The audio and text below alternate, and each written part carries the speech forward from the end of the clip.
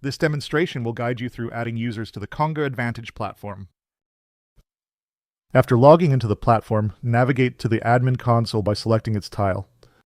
Within the admin console, proceed to the user section. On this page, you can view existing users or add new ones using two methods. To add individual users, click the Add option and complete the required fields. When adding a CongaSign user, ensure you include the CongaSign integration role, as this automatically grants them access to the CongaSign application.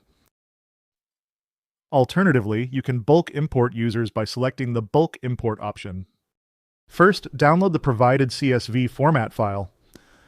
When populating the file for bulk upload, ensure all required fields are completed, including first name, last name, username, email, and role name.